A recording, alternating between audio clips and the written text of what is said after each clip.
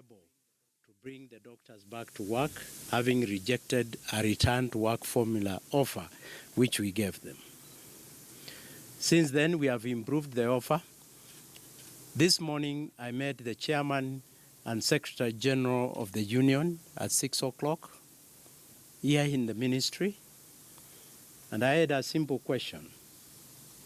What needs to be done to the union to convince their members to resume work, to alleviate the suffering of Kenyans? And they gave me what they needed.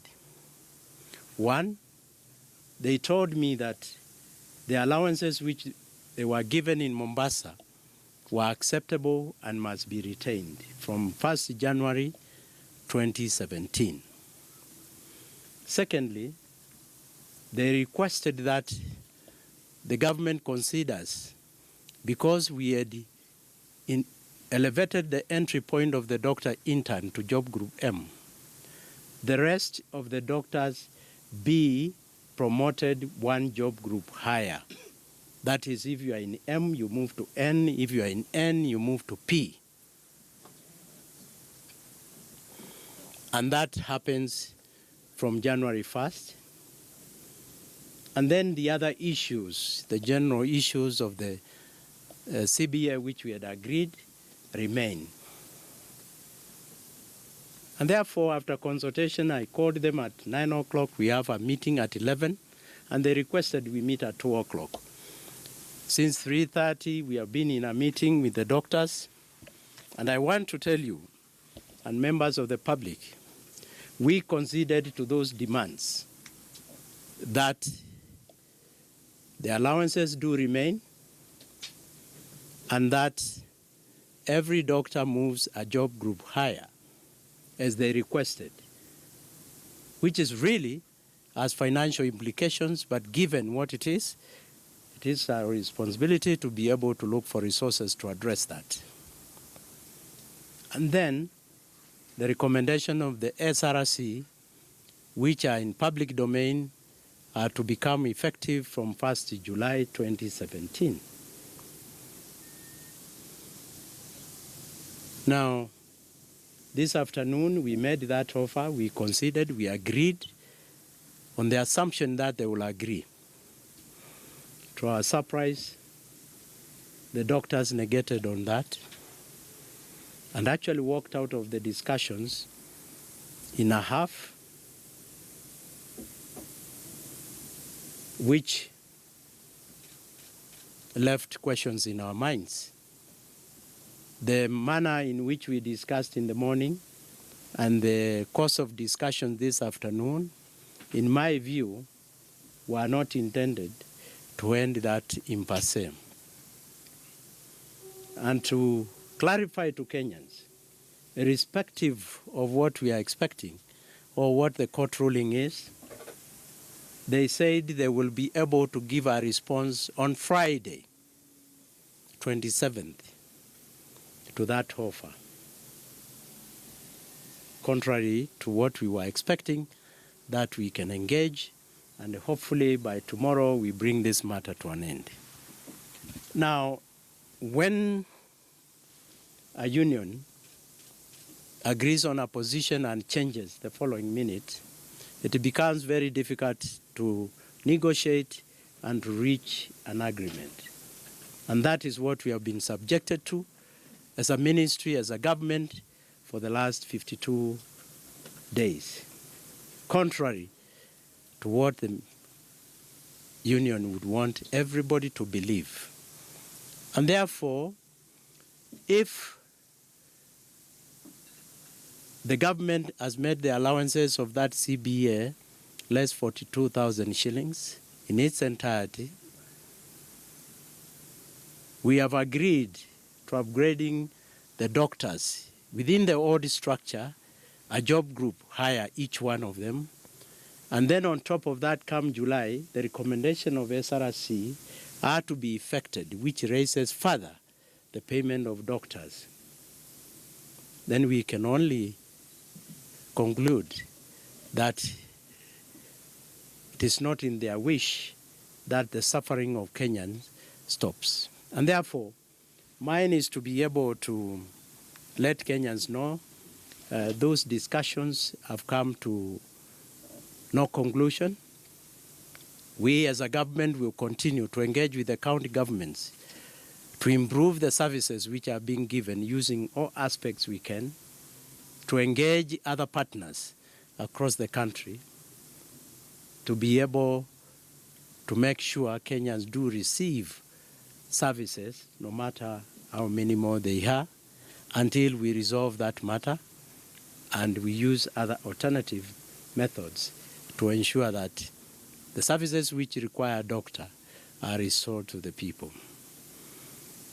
We shall be having a meeting on Friday with the CECs across the counties to continue to plan and to release more details on what we have to do as national government and county government. I want to say that discussions with the nurses are proceeding well to conclude their CBA. The clinical officers and other cadres, a meeting took place at the Council of Governors, and they called off the intended strike, and we believe in 2 weeks we will be able to reach an understanding with the cadre, those cadres, about 17 of them, so that services can continue. I want Kenyans to know we have done everything possible, both in agreeing to the demands of the doctors, both financially and also in the other aspects which were articulated in that CBA. And I want to share with you that document so that you can be able to interrogate it. I think it's highly unfortunate that we find ourselves in this situation. I know apologies do not mean much because Kenyans are suffering, but we have to take it in stride. When a section of Kenyans decides to withdraw services irrespective of the reach which government is making to address their issues. Indeed, we did agree that even having an organization to look at their issues within the context of the Public Service Commission is an option which is worth trying.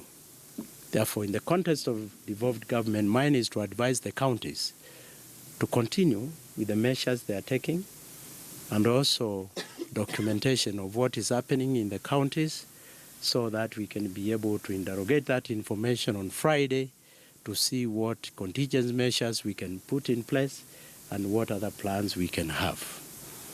Therefore, I'll stop there and request for any question.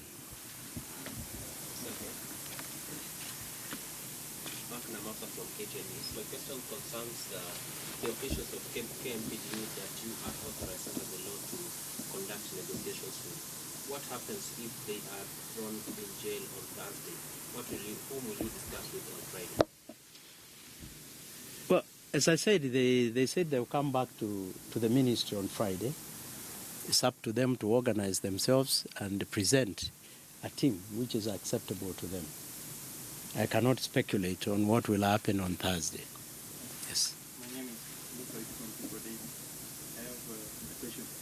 The doctors are saying when they came for the 3:30 meeting, this 30 p.m. meeting today, you came up with a new CBA without waiting to disregarding the 2013 one which is being contested.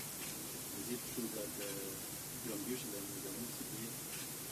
No, actually the document which I gave them is the document we discussed on 17th and 18th, and the rest we accepted the old CBA the way it was. There was no need to check those facts, because if it is the document in terms of the general body which will enable Kenyans to get services, as a ministry made a conscious decision there is no need to continue amending the document which is acceptable in terms of the general body of that document.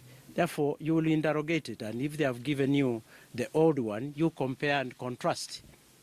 So they didn't even read it because we were expecting to go through it.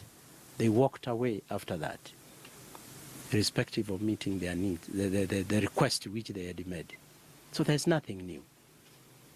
And they didn't read it. Therefore, at that point in time, nobody could say this document is changed or is different. And it's up to you to interrogate that document. So they did not give any reason as they were working on as to why they hadn't even read the new proposal that given and they just walked away without giving any reason. Yeah, we pleaded with them. In fact, they said they will come on Friday. And then the document, we had gone through it up to page 10 that time. And therefore, all those issues we had discussed with them. And we would have expected in normal negotiations, there's nothing wrong with somebody saying, we are going to look at this document and come back. But from what our colleague is saying, if that is what they are saying, is highly not correct. The doctors have said if their 7 leaders are going to be jailed on Thursday, they're not going to be engaging in any negotiations.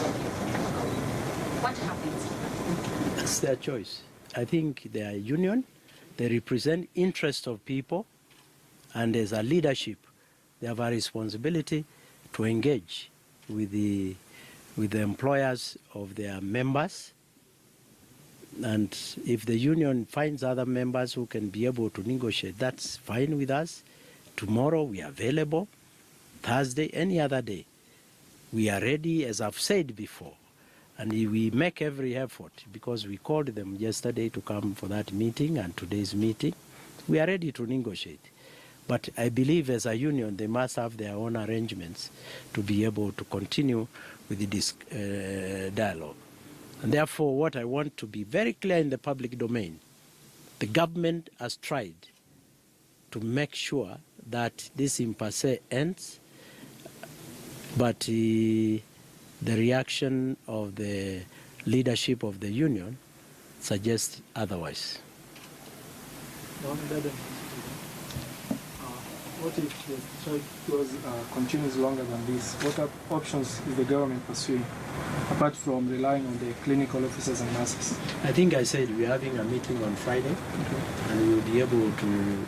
In fact, if you look at the media today, I was hopeful, very optimistic, that out of the meetings of today, we'll be able to, and perhaps tomorrow, we'll be able to reach a resolution. In absence of that, of course, we have to look at other alternatives, and those will emerge on Friday. CS, my name is Kenneth. The Kenyans, the millions of Kenyans, I'm sure you're aware, supposed outside there, want to hear the tangible things, because you're just giving a blanket and all that. Those ones who require special treatment, because now you're depending on the clinicians and the nurses. What is there to the millions of Kenyans who cannot access Aga Khan, Nairobi? I think the point is, if you have been following our press briefings, we have discussed this matter. The counties are on instructions, because really the people who need inpatient and sometimes operations, those are key. And we have made arrangements for the counties to be able to refer those to faith-based institutions. I think we made this some 2 weeks ago when we realized the impasse was taking a little longer.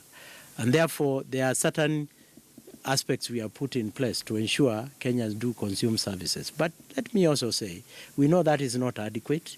We know there's a possibility of people not going to hospital because they have that notion that doctors are not working. That is why we said there are other cadres within the hospitals who will make judgment on who should be taken to which institution. And therefore, I also pleaded with the Kenyans to go to the health facilities.